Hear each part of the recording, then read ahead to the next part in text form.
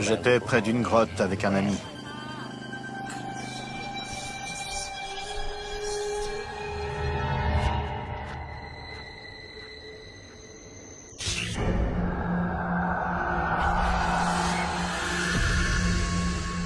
J'ai eu la chair de poule, j'avais très froid.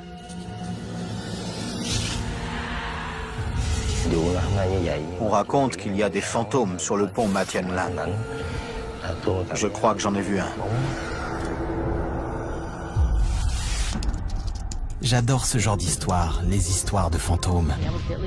Beaucoup de gens ont été torturés, beaucoup sont morts. On a entendu une voix.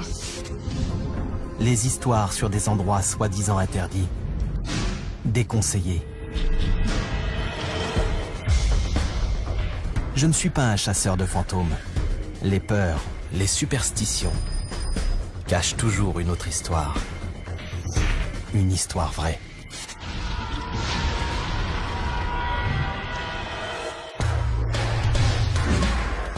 Que s'est-il vraiment passé ici?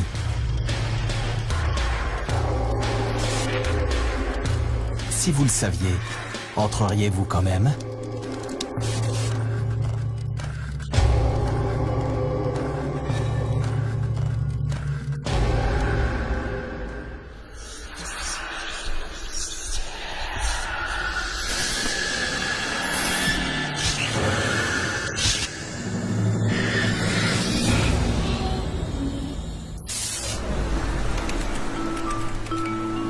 L'archipel de Con Dao, au Vietnam, est composé de 16 îles et se situe en mer de Chine méridionale.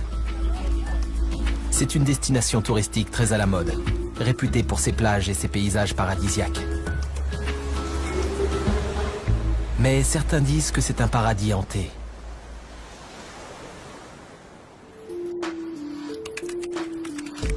Je m'appelle Robert Joe. Je suis blogueur et explorateur urbain. Je ne crois pas aux fantômes. Par contre, je crois que certains lieux inspirent un nombre incalculable d'histoires de fantômes. Et je crois que ces histoires ont une part de vérité enfouie dans le passé.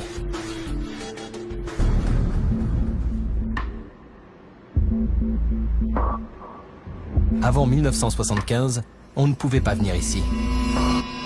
L'accès aux îles était restreint.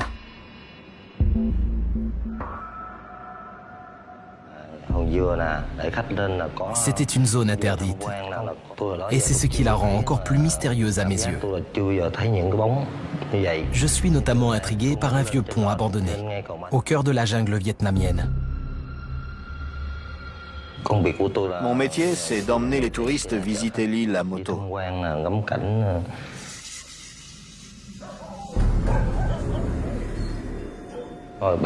Mon ami Tohan habite en ville. Il m'a demandé de l'emmener au pont Matian Lan pour boire un coup. On voyait bien la lune et les étoiles. C'était magnifique.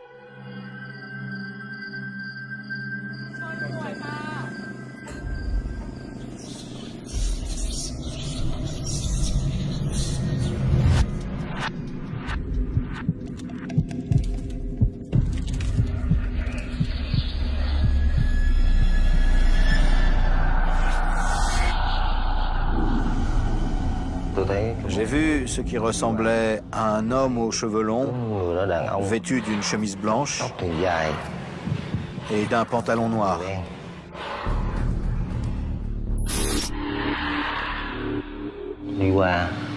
Il a regardé de notre côté, puis s'est dirigé vers la grotte.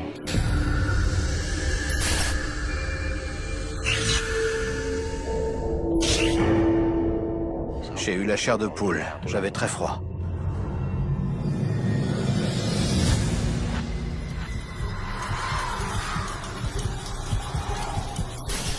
On raconte qu'il y a des fantômes sur le pont Matian Lan. Je crois que j'en ai vu un.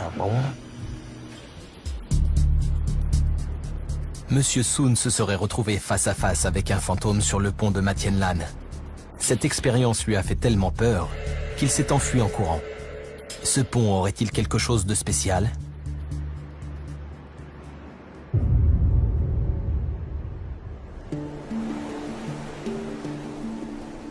Sur l'île principale, les rues et les maisons rappellent la période coloniale française. La France a conquis l'archipel en 1861.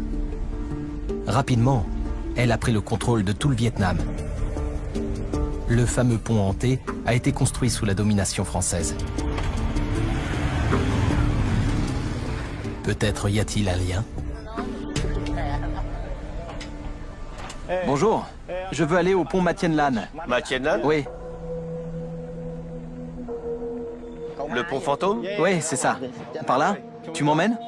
D'accord. Super.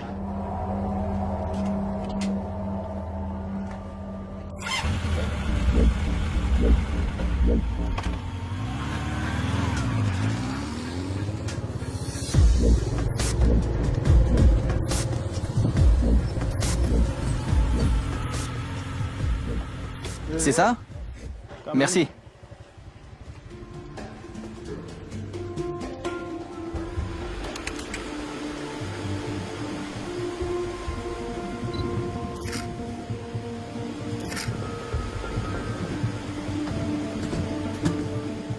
Le pont est bizarrement situé. Il se trouve en plein milieu de la jungle et ne semble mener nulle part. Ça ne ressemble même pas à un pont. J'ai déjà parcouru une bonne partie du pont, si on peut appeler ça comme ça. Apparemment, c'est ici que M. Soon a été témoin d'une apparition. Il a vu une silhouette le traverser puis disparaître dans la montagne. Le pont s'arrête juste là. Il ne va pas plus loin. Mais il y a sûrement quelque chose qui vaut le coup d'œil là-haut. Pourquoi ce pont est-il resté inachevé? Est-ce une terre sacrée? Ou le lieu d'une horrible tragédie? Soudain, j'aperçois une plaque. Le pont a été construit par des prisonniers, contraints de travailler dans des conditions déplorables. Beaucoup sont morts. Apparemment, 356 prisonniers ont péri pendant la construction, à cause des conditions de travail, de la faim et des maladies. Pour les superstitieux, les prisonniers morts dans de telles circonstances auraient de bonnes raisons de hanter les lieux.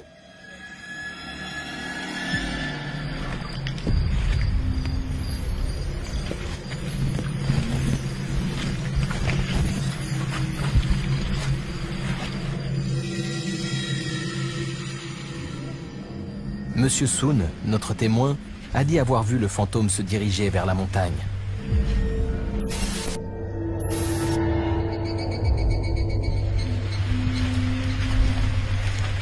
Je me demande si le chemin mène quelque part.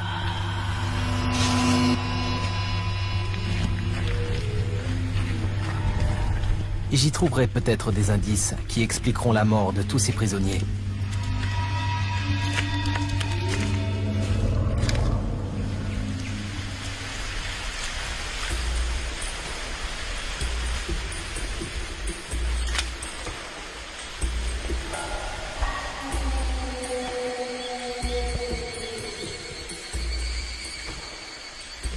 Je marche depuis un bon bout de temps. Les conditions sont difficiles. Il pleut. J'ai l'impression d'escalader une coulée de boue. C'est pénible et pourtant, je n'ai qu'un malheureux sac à dos. Alors, imaginez les bagnards qui gravissaient la montagne sur un chemin de ce genre. Ils transportaient des objets lourds, des matériaux de construction et j'en passe. Ça devait être encore plus dangereux. Plus je m'enfonce dans la jungle, et plus le terrain devient accidenté. Le chemin ne débouche sur rien. La montagne semble vouloir garder son secret.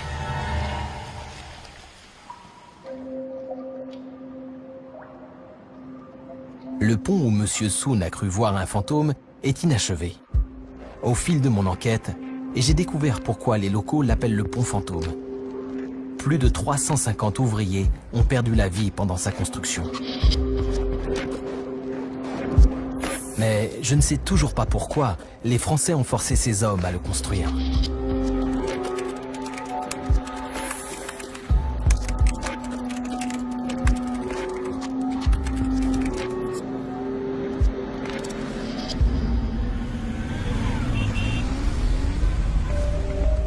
historienne locale, Madame Wang, a bien voulu me rencontrer.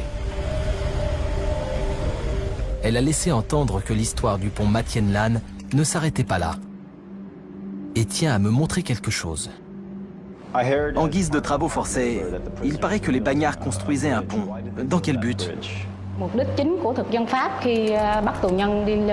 Les Français ont forcé les prisonniers à bâtir ce pont pour les tuer à petit feu. Puis elle m'a expliqué que les colons voulaient construire des tours de guet le long du pont pour repérer les fuyards. Comment sont-ils morts? Il y a eu plusieurs facteurs. Non seulement l'esclavage les épuisait, mais ils n'avaient pas assez à manger. En plus, personne ne les soignait lorsqu'ils tombaient malades. Ils étaient surmenés. Qui étaient ces prisonniers? Les premiers étaient des patriotes du mouvement anticolonialiste, comme les fondateurs de l'école libre du Tonkin. La plupart des bagnards faisaient partie d'un groupe de résistance grandissant qui voulait se libérer du joug colonial français. Combien y avait-il de bagnes à Con Dao? Une carte vaut mieux qu'un long discours. Sous la colonisation française, il y en avait 4. Je commence à comprendre ce qui s'est passé. Et ce n'est pas joli. Il n'y avait pas qu'une seule prison à Con Dao. Loin de là, c'était une colonie pénitentiaire. C'est là que les Français emprisonnaient les criminels et les opposants au régime.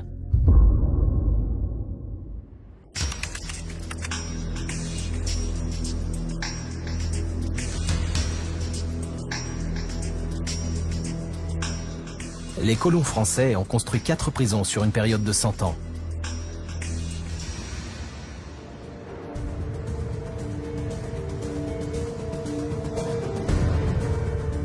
Loin de tout, l'archipel de Con Dao était l'emplacement idéal. Il était presque impossible de s'en échapper.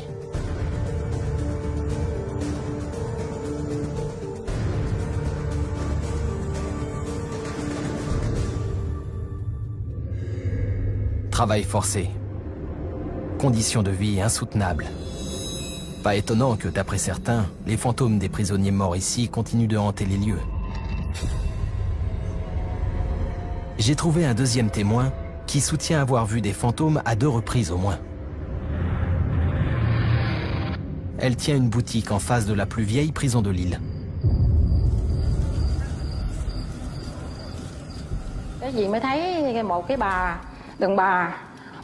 Un jour, j'ai vu une jeune femme marcher sur le muret.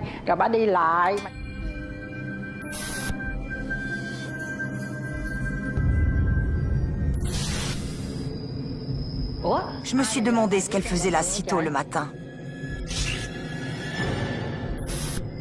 J'ai eu peur parce que je me suis dit que c'était un esprit.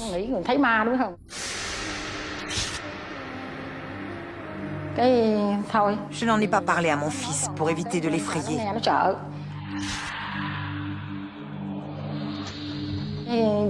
J'ai dit aux fantômes, bénissez-moi, ne me faites pas peur et je ferai des gâteaux. Si je suis en bonne santé et que je vends beaucoup de gâteaux, je vous en offrirai.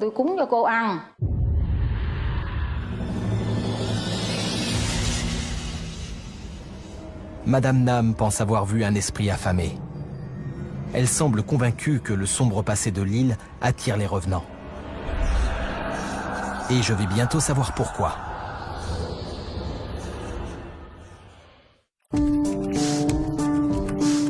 Je me suis rendu sur l'archipel de Con Dao, au large du Vietnam, pour enquêter sur des apparitions de fantômes près d'un vieux pont abandonné.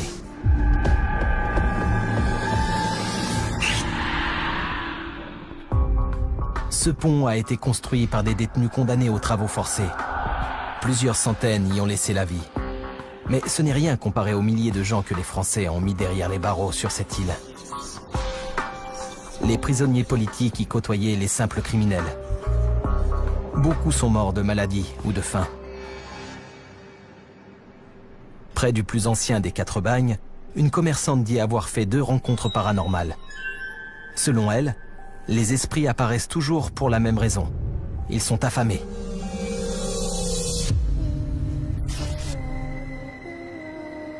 La première fois, une femme est soudain apparue devant elle. Elle était debout sur un muret près de la prison. La deuxième, les esprits de 2 enfants l'ont harcelée pour avoir à manger. Je suis allée me coucher vers minuit.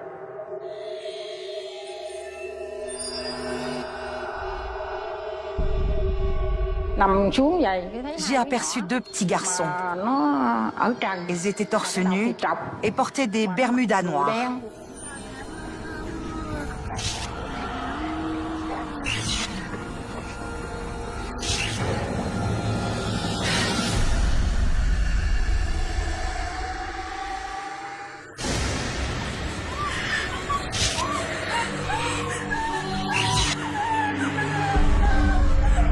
L'un d'eux m'a attrapé les jambes et l'autre les bras.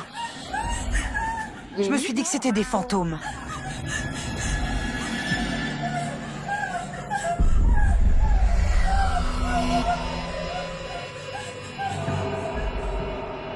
Si tu me donnes des bonbons, je te lâcherai.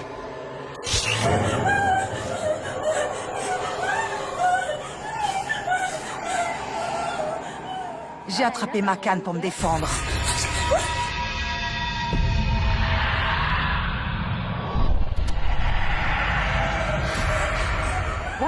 Je l'ai frappé à la tête, alors il m'a libéré. Puis il m'a dit... Promets de nous donner des bonbons.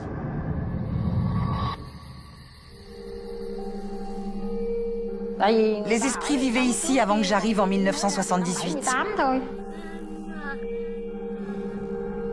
Beaucoup d'habitants et de soldats sont morts ici. C'est pour ça que les lieux sont hantés.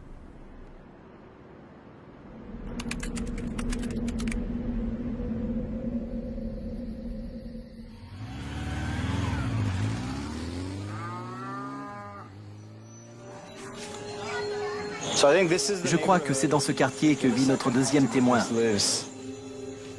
Ça doit être la boutique dont elle m'a parlé.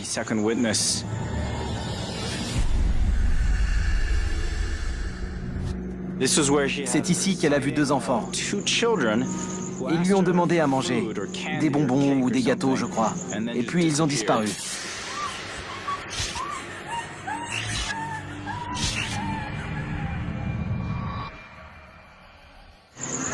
Sa boutique se trouve juste en face de la prison. Ça doit être ce bâtiment-là.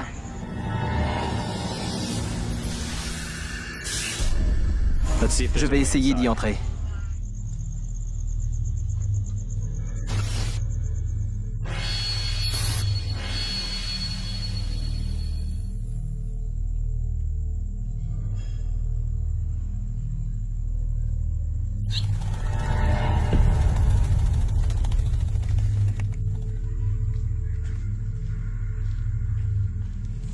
La porte est ouverte.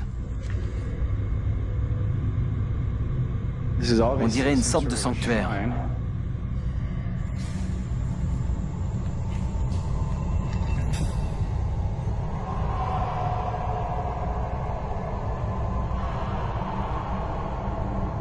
Il y a un tas de sculptures qui foutent les jetons. Elles font peur.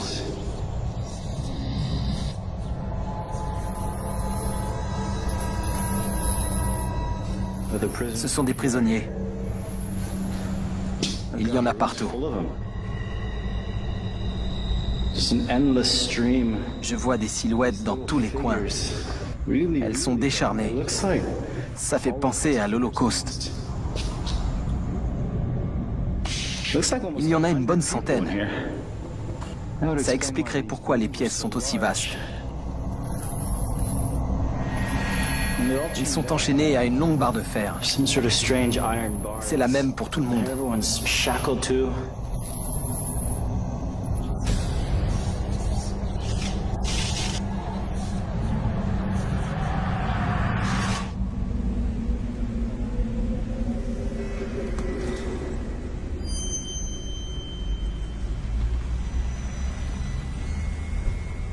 Évidemment, les conditions de vie étaient bien pires à l'époque.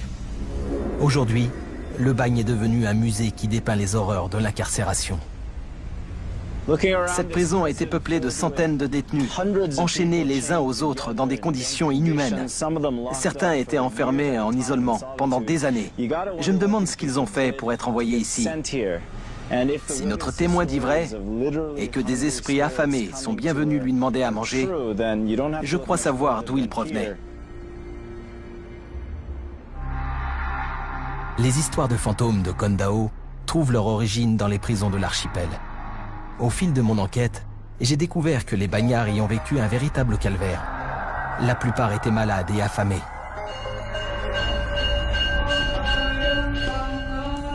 J'ai demandé à ce qu'on m'explique pourquoi les gens croient que les âmes des défunts hantent encore ces lieux.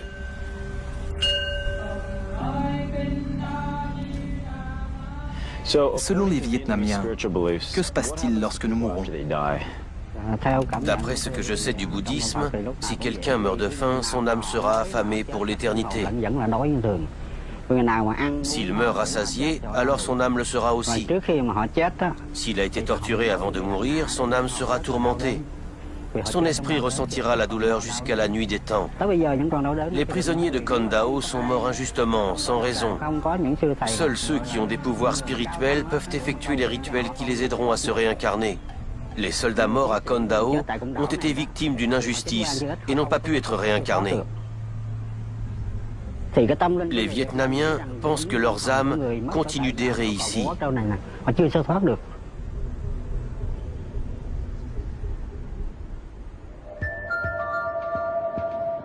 La fin tragique des soldats de Kondao fait réagir les habitants de la région.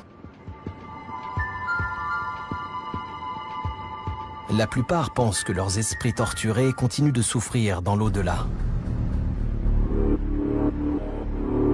Le passé brutal de Kondao est toujours présent.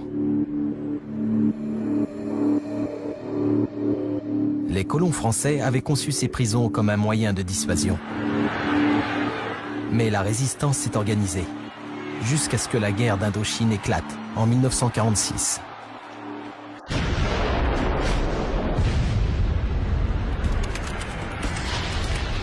Nul ne connaît le nombre exact de victimes, mais il est estimé à plusieurs centaines de milliers. Le conflit couvait depuis longtemps. Peu importe le nombre de dissidents emprisonnés à Kondao, les Français ne pouvaient pas renverser la vapeur. Madame Van est historienne. Les prisonniers enfermés ici à l'époque n'ont plus de secret pour elle. Quel genre de crime les détenus de Kondao avaient-ils commis? C'était des civils ou des soldats accusés de vol, de cambriolage ou de meurtre. Ils étaient condamnés à des peines de 1 à 10 ans. Les peines des prisonniers politiques étaient de 5, 10 ou 15 ans. Certains étaient condamnés aux travaux forcés à vie. La peine maximale, c'était la condamnation à mort. Qui était condamné à mort? Sous la colonisation française, seuls les détenus masculins étaient exécutés. La seule exception, c'est Vo Thi Sao. C'est la seule prisonnière politique à avoir été tuée par les Français. Vo Thi Sao était une héroïne de la lutte pour l'indépendance du Vietnam. Elle n'avait que 15 ans lorsqu'elle a tenté d'assassiner un fonctionnaire français à l'aide d'une grenade. La grenade n'a pas explosé et la jeune fille a été emprisonnée. 4 ans plus tard, les colons l'ont transférée à Kondao, où elle a été tuée par un peloton d'exécution. Elle n'avait que 19 ans. Imaginez, vous avez 19 ans et vous passez votre dernière nuit sur Terre dans cette cellule. C'est précisément ce qui est arrivé à Vo Thi Sao. Bien sûr, c'est une figure révolutionnaire. Mais en fin de compte, ce n'est encore qu'une toute jeune femme qui a passé les dernières heures de sa vie dans une petite pièce sombre.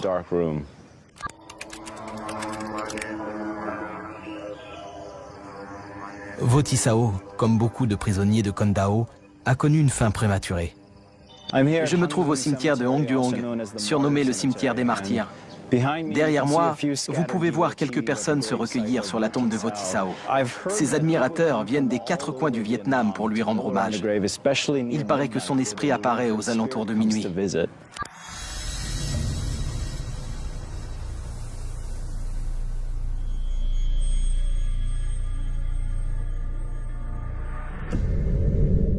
C'est l'heure, et les visiteurs arrivent petit à petit. Je veux savoir pour quelles raisons ils ont fait le voyage jusqu'ici.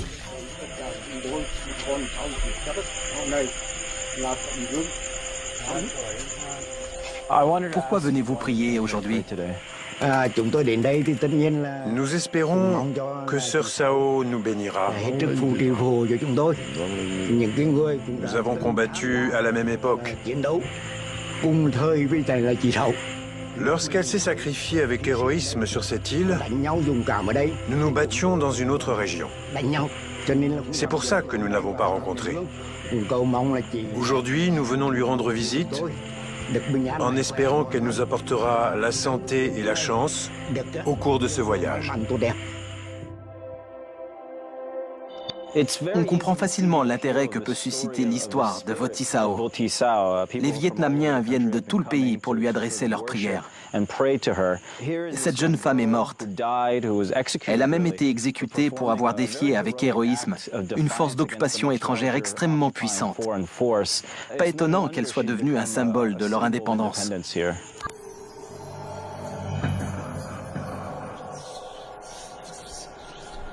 Ce cimetière abrite les tombes de plus de 2000 prisonniers morts sous la domination française. Soudain, je fais une autre découverte. Il y a plusieurs centaines de tombes plus récentes, creusées bien après le départ des Français. Ces tombes datent des années 60 et 70. C'était la guerre du Vietnam.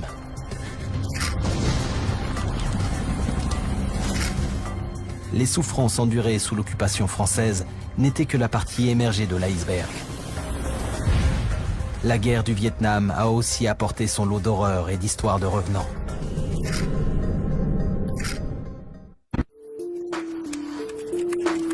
Je me trouve dans l'archipel de Con Dao au Vietnam pour enquêter sur d'étranges apparitions aux abords d'un pont abandonné.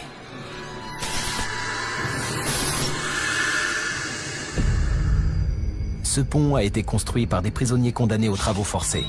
Plusieurs centaines y ont laissé la vie. Les dirigeants français les avaient obligés à le bâtir dans les années 30. Sur une période de presque un siècle, les colons ont emprisonné des milliers de Vietnamiens sur cet archipel. La guerre d'Indochine, une rébellion à l'échelle nationale, a mis fin à la domination française en 1954. Mais ce n'était pas terminé. Les Français avaient à peine battu en retraite qu'une guerre civile a éclaté, divisant le pays en deux, le Nord-Vietnam communiste et le Sud-Vietnam soutenu par les Américains.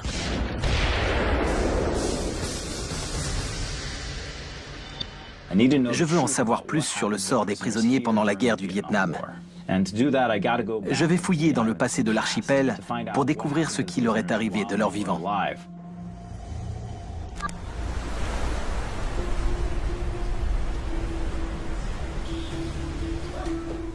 J'ai retrouvé un survivant, emprisonné ici durant la guerre du Vietnam. Merci de me rencontrer. Monsieur Bay, ancien chef de peloton Viet Cong, a survécu à des conditions de vie abominables. Comment avez-vous été fait prisonnier? Quand j'étais jeune, j'ai rejoint l'armée pour combattre les troupes américaines. J'ai été blessé par balle, puis arrêté. On m'a placé dans une cage à tigres. Il faisait très chaud là-dedans. Nous étions 6, allongés sur un sol en ciment de 4 mètres carrés. Monsieur Bay n'a pas été envoyé dans une prison ordinaire. Cette histoire de cage à tigres ne me dit rien qui vaille. Dans quelles conditions étiez-vous incarcéré? Nous avions 2 bols de riz par jour, en guise de repas. Dans la pièce, un seau cassé faisait office de toilette. Nous n'avions le droit de le vider qu'une fois par semaine. Le seau fuyait. Les conditions étaient très difficiles. C'était vraiment l'enfer sur Terre. J'avais toujours le ventre vide. On ne mangeait jamais de légumes. Il n'y a pas de pire endroit sur Terre.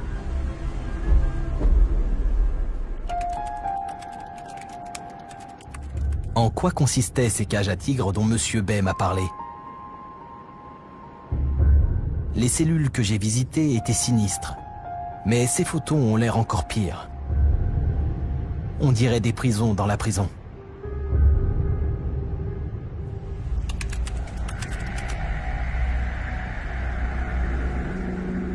Je décide de partir à leur recherche. Je crois savoir pourquoi elles étaient tenues secrètes. À première vue, ça ressemble à une prison vietnamienne, comme tant d'autres. J'en ai croisé plusieurs comme ça, avec le fameux toit rouge.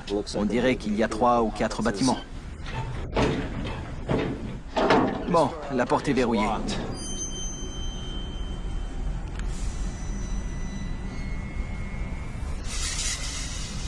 J'ai réussi à me faufiler à l'intérieur. Mais si ces cages à tigres existent vraiment, elles sont bien cachées. Soudain, une nouvelle piste se dessine. Don Luce était interprète pour une mission d'enquête du Congrès américain lorsque les cellules secrètes ont été découvertes en 1970. Un ancien prisonnier lui avait parlé des cages et lui avait dessiné un plan. Pourquoi sont-elles si difficiles à trouver? Il y a une entrée secrète? Il faut entrer par la porte principale, tourner à droite, longer les murs de la prison, et ensuite tourner à gauche. Encore des murs de chaque côté. Puis on tombe sur une toute petite porte, qui passerait presque inaperçue. D'après la carte que Moy nous avait dessinée, c'est par là qu'il fallait passer pour voir les cages. Le colonel Veil n'arrêtait pas de dire que la porte était verrouillée et qu'il fallait faire le tour. Mais on savait que si on faisait ça, on ne trouverait jamais les cages. Vous pouvez me les décrire? J'ai tout de suite été frappé par la chaleur étouffante, parce que chaque cage était recouverte d'une plaque en tôle. Il faisait tellement chaud. En dessous, les prisonniers suppliaient pour avoir de l'eau. Ils avaient tous des escarres. L'odeur était insupportable.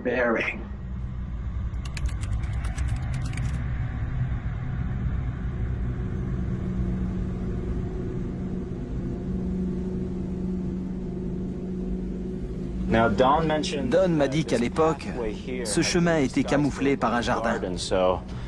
Tout ça devait être recouvert de légumes et de feuillages pour rendre les lieux plus innocents qu'ils ne l'étaient.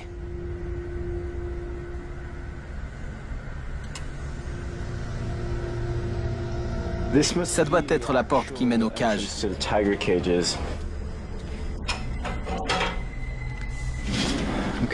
Bon, ça ressemble à une antichambre.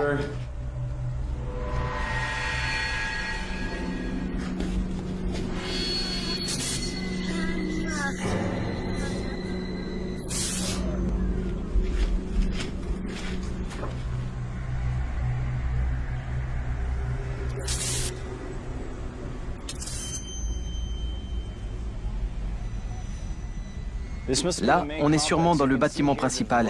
Il y a plusieurs rangées de cellules.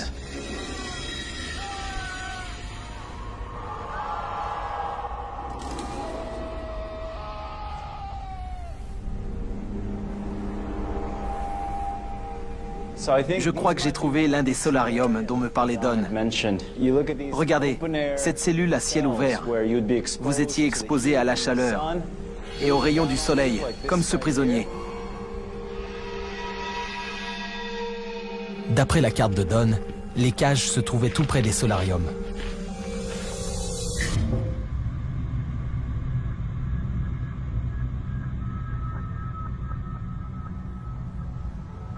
Les voilà, les fameuses cages à tigres.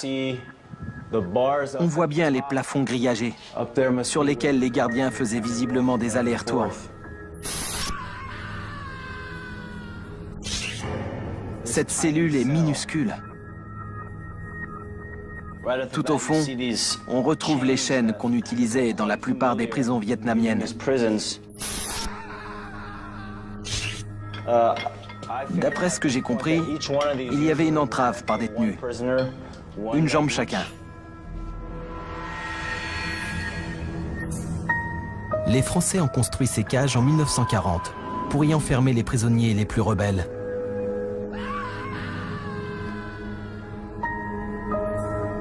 Puis, pendant la guerre du Vietnam, les Sud-Vietnamiens, soutenus par les États-Unis, les ont utilisés pour torturer et tuer des milliers de Nord-Vietnamiens communistes. Cet escalier doit mener au chemin qu'arpentaient les gardes.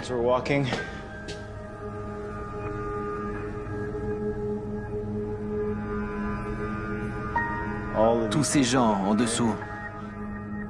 Chaque cage est numérotée. Ça va jusqu'à 60 de ce côté. Je suppose qu'il y en a 30 par ici et 30 par là. 7 prisonniers par cage, il y en a 60, ça fait 420 détenus. Si je me suis pas trompé.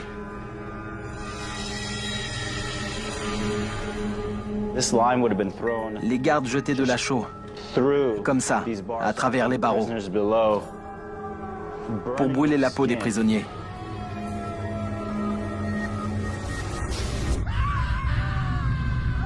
Ces conditions de détention épouvantables ont été rendues publiques en juillet 1970.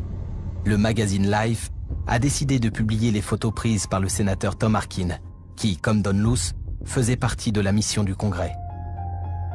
Ces images ont choqué le monde entier, tout comme la révélation que de nombreux prisonniers n'étaient même pas des Viet Cong, mais des étudiants et des bouddhistes qui avaient dénoncé l'autoritarisme du gouvernement sud-vietnamien. Les cages ont fini par être détruites, mais des milliers de prisonniers y ont souffert, et beaucoup sont morts dans ces petites cellules. Voici tout ce qui reste des cages à tigres françaises. Les Américains les ont détruites après le scandale de 1970, lorsqu'elles ont été découvertes.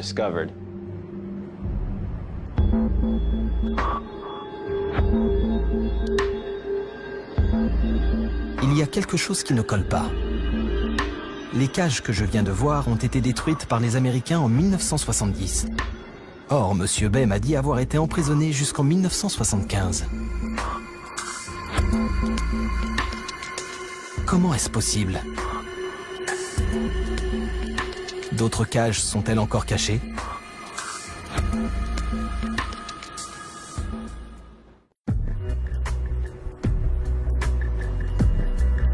Au cours de mon enquête sur les histoires de fantômes de Con Dao, j'ai découvert une ancienne colonie pénitentiaire française. Les habitants de la région pensent que les âmes errantes et affamées existeraient-elles encore? Je l'ai retrouvé et lui ai demandé de me montrer sa dernière cellule de prison.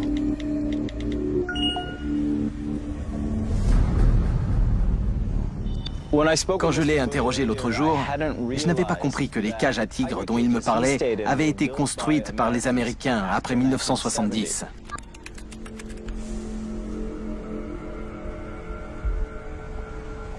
C'est là?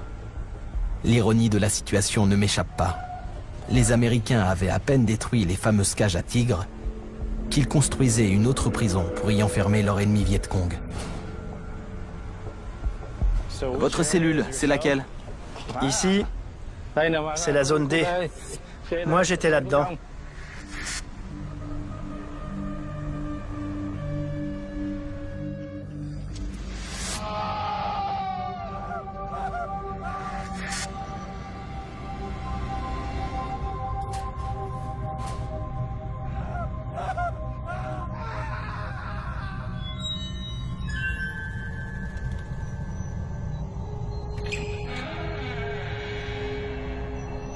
Ici, c'était votre cellule?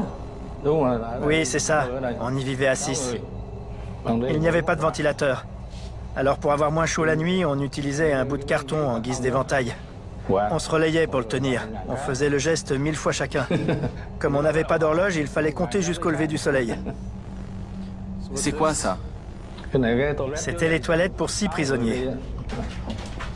Ils étaient cassés. On s'asseyait dessus, comme ça. Et ça coulait sur les 5 autres détenus allongés par terre.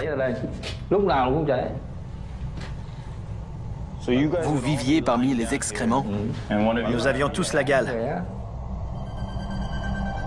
Monsieur Bay m'a confié qu'il n'arrivait jamais à bien dormir. Voici pourquoi.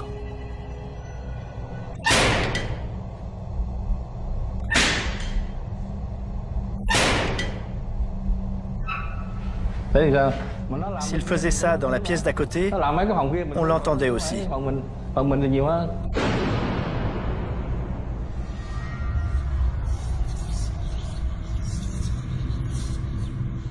Les colons français avaient 4 prisons à Con Dao. Au plus haut de la guerre du Vietnam en 1970, elles étaient au nombre de 8. Ils sont plus de 9000 à avoir été emprisonnés sur l'archipel. La seule chose qui les faisait tenir, c'était de se dire qu'un jour, ils gagneraient la guerre. That we today have concluded an agreement to end the war and bring peace with honor in Vietnam. Les troupes américaines se sont retirées du Vietnam en 1973. Il faudra attendre 2 ans de plus pour que le Nord batte le Sud, que le pays soit réunifié et le conflit enfin terminé. Les prisonniers ont été libérés et ont pu retrouver leurs familles. Mais la guerre a laissé des traces. Les bagnes de Con Dao et les souvenirs de ses habitants témoignent encore de la souffrance des anciens détenus. Je me trouve sur la jetée numéro 914, nommée ainsi en l'honneur des 914 prisonniers morts durant sa construction. Aujourd'hui, elle fait partie du paysage de Con Dao, devenu un port de pêche et une station balnéaire sans histoire. Je dois dire que ça tranche avec le combat violent que des prisonniers politiques enfermés et morts sur cette île ont mené pour défendre leur indépendance. Les histoires vraies qui se cachent derrière les apparitions de Con Dao révèlent une immense tragédie qui a touché tout le Vietnam. Lors de ce conflit meurtrier, des atrocités ont été commises dans les 2 camps. Et où que j'aille, les souvenirs du passé sont omniprésents. Ce sont eux les véritables fantômes de la guerre.